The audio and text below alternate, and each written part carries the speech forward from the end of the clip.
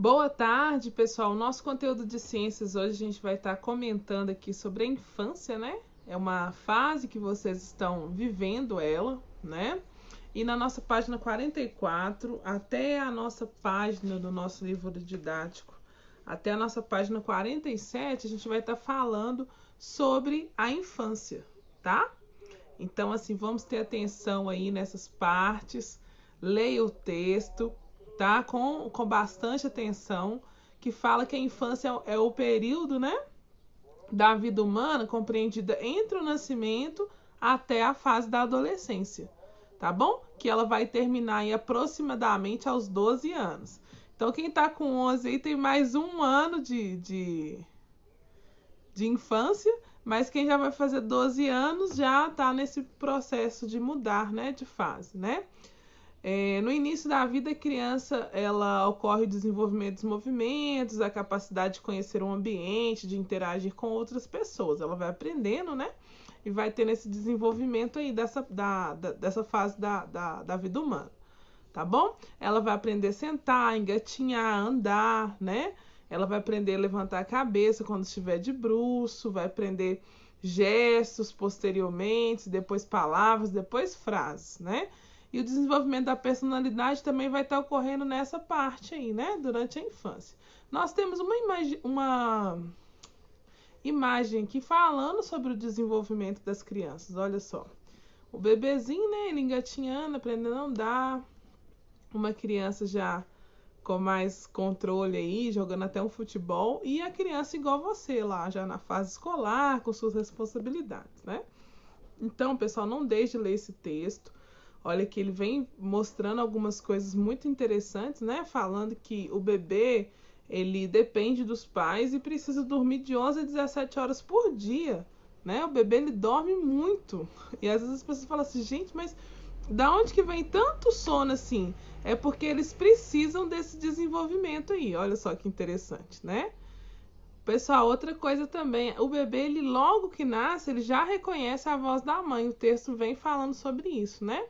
E aí vem o crescimento dos primeiros dentinhos e muitas coisas, né? Nessa idade, quando faz 3 anos, a criança ela vai se tornando mais independente, né? E aqui vem explicando todo esse processo, tá bom? E falando aqui também, entre 5 e 9 anos, a criança tem um desenvolvimento intelectual grande, né? Nesse período, a maior parte das crianças começam a frequentar escolas, aprende a ler e escrever, os dentes caem, os dentes permanentes já começam, né, a nascer, e nessa etapa as crianças precisam de dormir entre 9 e 11 horas por dia, né? E dos 9 anos aos 12, a criança passa por um intenso desenvolvimento intelectual e de relações pessoais. O corpo começa a se preparar para a puberdade, que mais à frente a gente vai entender como que funciona isso, e pode passar por grande desenvolvimento físico. E a necessidade do sono também varia de 9 a 11 horas por dia. Então você, né, que está nessa fase aqui, precisa de ter uma boa noite de sono, gente, tá? Não dá para dormir pouquinho, não. Vocês estão numa fase de desenvolvimento e é importante, né, dormir bastante aí, né? Não ficar mexendo em aparelhos eletrônicos, essas coisas, né?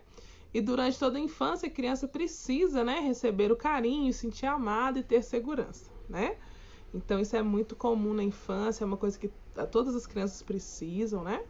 E brincar ao ar livre, ouvir histórias, cantar músicas, né? Ser ela mesmo, né? Então é muito importante, a gente ter até uma foto aqui, né, da mãe, eu acho que é a mãe e a filha, nesse momento de ouvir histórias, desse momento do desenvolvimento, né? Pessoal, e você vai ler, ressaltei só as partes importantes aqui desse momento, mas você vai ler o texto todo, tá bom? Da página 44, da página 45.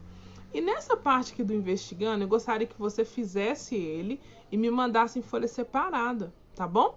Se você puder fazer uma ilustração e tirar uma foto para anexar na parte escrita, maravilha. Não precisa ser uma coisa extensa, né? Um exercício extenso, mas eu gostaria que você, né, fizesse esse investigando aqui. Que aí essa atividade, ela entra no conjunto de atividades que são avaliadas, né? Que são os pontos que a gente vai estar distribuindo para a questão da lição de casa, do para casa, de exercício, participação, beleza? vem falando o seguinte: a infância é uma fase que influencia fortemente a personalidade, o pensamento e até o sucesso profissional das pessoas. Sendo tão importante, ela precisa ser bem vivida por todas as crianças. Uma boa infância inclui respeito aos direitos das crianças, né? Inclusive, na questão da história, a gente está estudando sobre o ECA, então você já conhece os direitos, né, das crianças e dos adolescentes. Na nossa avaliação, eu vi que todos os alunos, eles têm esses direitos resguardados, eles vivenciam esses direitos, né? Então você já sabe como que funciona isso. E nessa atividade você vai estudar sobre esses direitos, né, que compõem na Declaração Universal dos Direitos da Criança, elaborada pela Organização das Nações Unidas. Em companhia de um adulto, descubra quais são esses direitos utilizando um buscador de internet. Então você pode sim consultar na internet, tá bom? E depois vai apresentar um trabalho ilustrado e vai entregar no dia que eu vou marcar. Vou colocar no Educare, tá? Então você pode fazer de formato de trabalho mesmo, e você vai fazer uma ilustração representando esses direitos e vai falar um pouquinho desses direitos também, ok? Eu espero que você faça, não deixe de fazer, tá? E a atividade aqui do antes de seguir, que são três, como é que chama? 3 questões, então importante você fazer, tá? Essa daqui você pode até conversar com seus colegas e comigo também na live, tá? E eu vou colocar no Educare também, tá bom, pessoal? Então aproveita a sua infância que ela tá acabando, entenda os seus direitos e leia as partes importantes do texto, tá bom?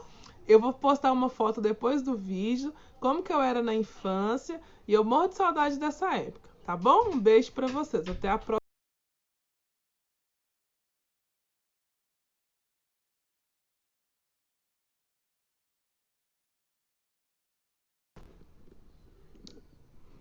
Boa tarde. Na nossa aula de matemática de hoje, a gente vai entender um pouco sobre as medidas de massa, tá? Lá na nossa página 88 e vamos seguir adiante aí, tá bom? Nós vamos ter alguns exercícios do antes de seguir para memorização do conteúdo, tá bom? Já foram apresentados em anos anteriores, né, as medidas de massa, bem como os instrumentos das unidades de medida para medir massas. O instrumento é utilizado a balança, né? Como a gente está falando sobre os números decimais, então as medidas de massa elas vão sim aparecer em diversos momentos, tá bom? A unidade medida padrão utilizada para mensurar a massa é o quilograma, tá bom? Indicado pelo símbolo KG, tá bom? E algumas unidades menores relacionadas ao quilograma, por exemplo, o grama, né? Ou então o miligrama. Olha só, vamos lembrar aqui. 1 quilo é igual a 1000 gramas.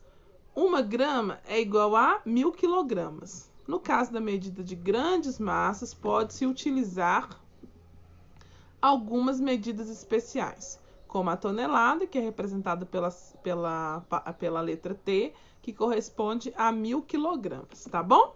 Só relembrando aqui que isso aqui você já sabe, você já vivenciou isso aqui, tá bom?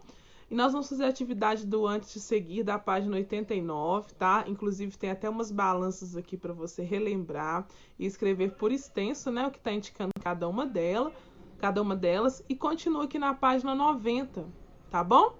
Inclusive você vai completar essas lacunas aqui. Pode voltar no conteúdo e relembrar, né, o que é, tá bom? E aqui, gente, a gente também vai ter um exercício falando de algumas informações sobre as normas para o transporte de carga no país, tá? Que isso acontece sim, tá bom? Então aqui você vai ler esse quadrinho aqui e entender essas normas, ok? Pessoal, inclusive você pode juntar com um colega, né, através de chamada de vídeo, e elaborar 2 problemas diferentes utilizando essas informações que você viu aqui, tá bom? Você pode acrescentar novos dados, tá? Para tornar o problema mais interessante. Aí é essa opção que você vai fazer no seu caderno, tá certo? Ô pessoal, e também nessa parte nós vamos entender um pouquinho sobre a leitura e construção de gráficos e tabelas. Porque a gente vai deixar aquele gráfico de pizza que todo mundo já conhece, que todo mundo sabe como que ele é feito, como que se lê ele, e vamos para um gráfico agora de tabelas e um gráfico mais diferente, tá certo? Olha só, Você já reparou que em algumas reportagens em revistas, jornais ou até mesmo na televisão, na internet, há algumas informações que são apresentadas em gráficos ou em tabelas, tá? Você vai entender como que isso ocorre. Os gráficos e as tabelas são utilizados para apresentar informações de forma mais clara e objetiva. Então, eles têm essa função, tá? Um grande volume de dados pode ser analisado facilmente por uma dessas representações. A gente vai fazer aqui, ó, um exemplo. Olha só. Para retornar à construção de tabelas e gráficos, suponha em que uma turma do 5º ano os alunos tenham sido questionados acerca de um esporte preferido. Todos os alunos indicaram um, e apenas um dos esportes da sua preferência. Os dados dessa enquete foram relacionados a uma tabela. Vamos ver o processo dessa construção? Primeiro, faz-se um esboço dos dados, da medida e que eles são obtidos. Então, você vai estar lá, vai recolher todos aqueles dados. Depois dos dados recolhidos, devem ser contados e expressos como na figura 2. Olha aqui na figura 1. Coloquei lá os esportes, né? E o número dos alunos. Por exemplo, o vôlei. Fui lá e coloquei, pedi opinião, né? 1, 2, 3, 4, 5 alunos gostam do vôlei como esporte preferido, tá? E quando a gente vai transferir, né? Primeiro a gente fez o esboço dos dados, tá? Que é tipo um rascunho de tudo, de todas as informações que você coletou, tá certo? Aí quando você vai para análise aqui no gráfico 2, na figura 2 aí do seu material didático, olha só, você tem que colocar o título, o cabeçalho e o corpo do gráfico. Olha lá, esporte vôlei, número de alunos, eu já coloquei 5. Não coloquei mais o risquinho, tá? Então, já representei aqui que a gente viu várias modalidades e quantos alunos cada esporte, né, que tem mais interesse, que se interessa mais.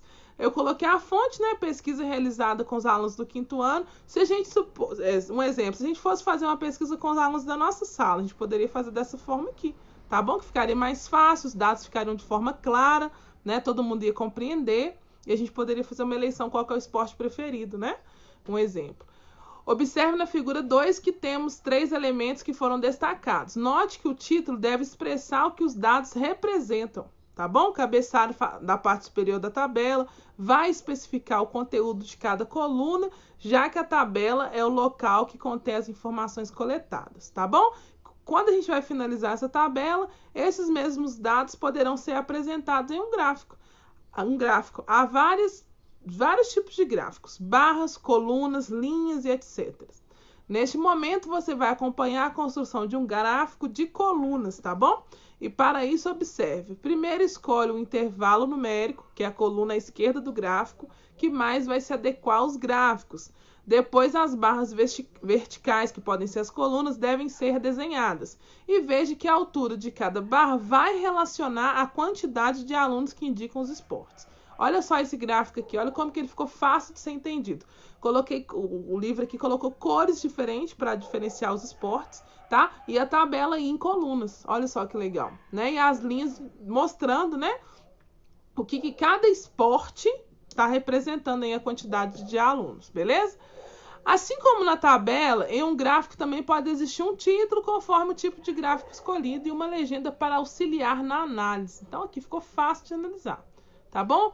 Pessoal, o que acontece? Nós temos aqui e nós vamos fazer isso aqui juntos, tá? Juntos que eu falo assim, cada um vai fazer o seu, de forma que conseguir, e você pode trazer na live da semana que vem para a gente analisar esse gráfico que você fez aqui na atividade da Antes de Seguir, da página 92, olha só. Pesquise um estilo musical preferido, apenas um, entre os seus colegas da classe e registre os dados na tabela, tá bom? Depois construa uma malha quadriculada, um gráfico para representar o resultado da pesquisa. Não se esqueça de colocar um título bem interessante no seu gráfico. O que você pode fazer? Mandar mensagem, fazer essa pesquisa rápida através de mensagem, né? Que eu sei que vocês têm o número uns dos outros, tem o TikTok, tem o Instagram, tem vários meios de comunicação. Ou também amanhã na nossa live você pode coletar esses dados de forma discreta e combinada comigo, tá bom? Beleza? E aqui a gente também vai ter mais uma atividade de gráfico, né? Uma escola analisou a quantidade de salgados que foi vendida em sua cantina e a primeira semana do mês de agosto os dados foram observados e foram registrados a seguir. E também vai te incentivar a construir um gráfico desse no seu caderno, tá bom? E aí você vai dar continuidade aqui, fazendo os exercícios baseados nessa nova construção dos gráficos aí, tá certo, pessoal? E também na página 93, você vai fazer a 94 também, vem te mostrando alguns gráficos, né, que você já conhece, igual o de pizza que tá ali, mas também o de coluna, tá certo? Leia a fonte e tal. E você pode fazer essa atividade aqui, ó, a 26, também com o seu colega, tá? Reúne em chamada de vídeo, faça no caderno, tá? 1 ou 2 ou 3 pessoas, analise as informações dadas no quadro aí e em seguida você vai produzir um gráfico para as conclusões do grupo serem as informações contidas no gráfico e você vai responder no seu caderno todas essas perguntinhas aqui da 94, tá bom? Pessoal, vocês vão fazer só até a 94, não precisa fazer a 95. A 95 nós vamos dar continuidade, tá bom? Não deixe de fazer essa atividade, não deixe acumular. O exercício é uma forma que você tem de treinar para mostrar que você está consolidando, né, o conteúdo ministrado, beleza? Então não deixe de fazer a atividade até a nossa próxima aula. Beijo para vocês.